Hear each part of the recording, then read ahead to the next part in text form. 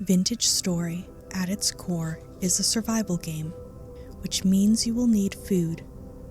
But hunting and gathering is not enough to guarantee you will not starve during your first winter. Your best odds will require you to optimize your storage and preservation methods and to increase the quality of your food. Sure, you could gather a ton of berries and survive on cooked cattails and fire-roasted meat.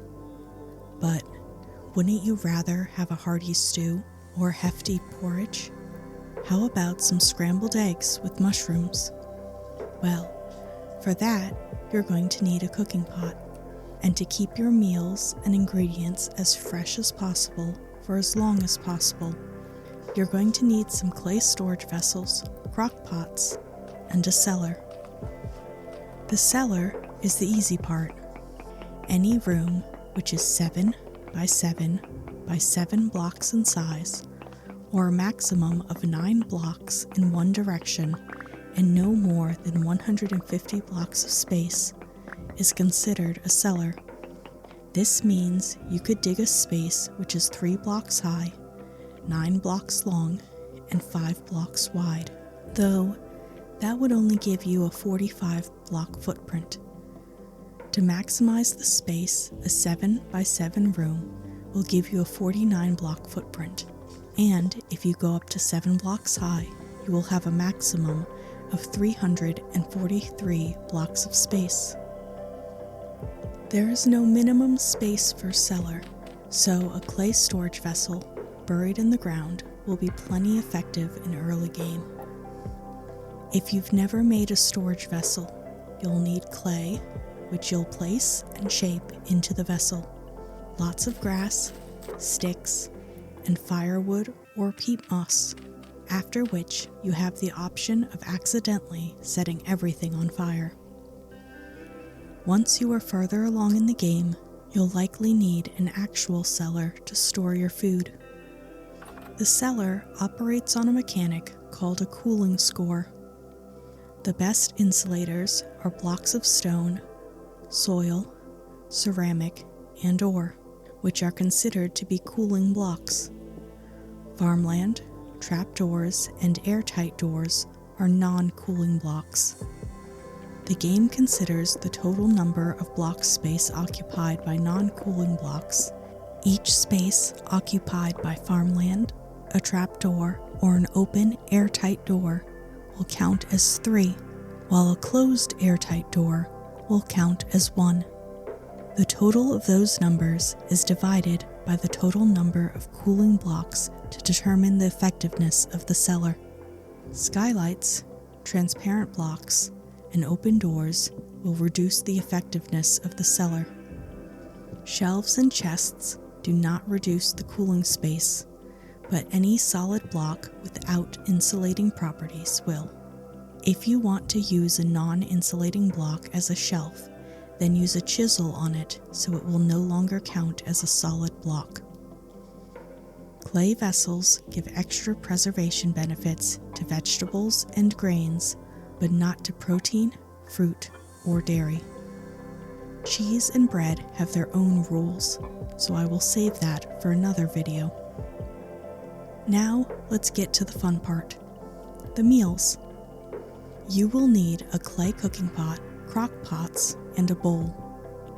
Make lots of crock pots for long-term meal storage.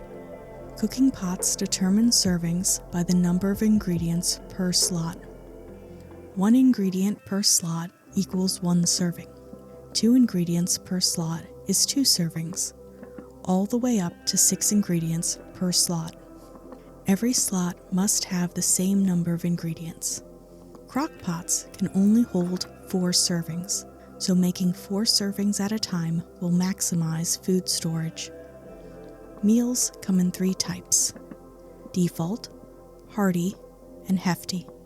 Meats and vegetables can all have the same ingredient, but to get a hearty porridge, you will need 3 types of grain, and for a hefty porridge, you will need 4 types of grain. The ingredients used will affect the saturation you get from each meal, as well as the nutrition stats of the player. The nutrition stats will increase the health points of the player as they go up, so be sure to eat a wide variety of food.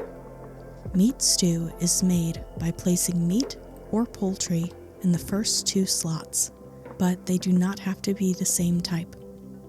The remaining slots can be any other protein or vegetable, but not grains.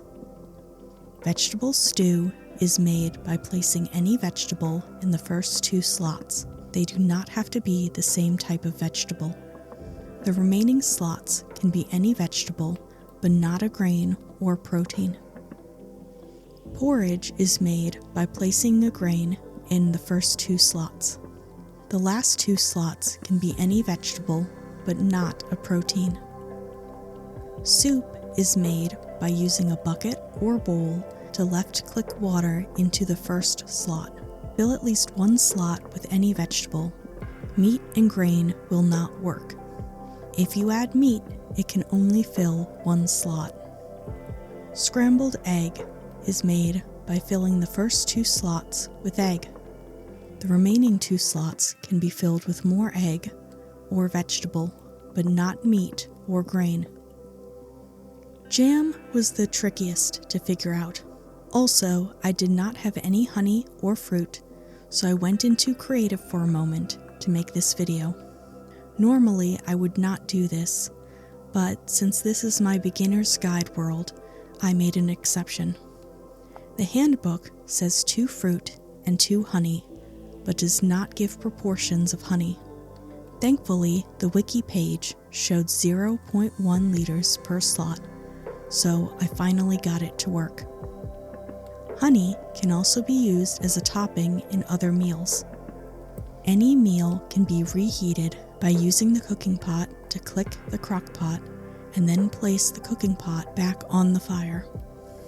I don't know what benefit this has, but it's something you can do. To preserve a meal so it lasts longer, use either animal fat or beeswax to seal the crock pot and store it in your cellar. If your food spoils, you can remove the rot by throwing the bowl in water. This will not work in a bucket or barrel, so find a water source block to toss it in. If you do this in winter, you may have to break the ice first. And that is everything you need to know about not starving with a cooking pot.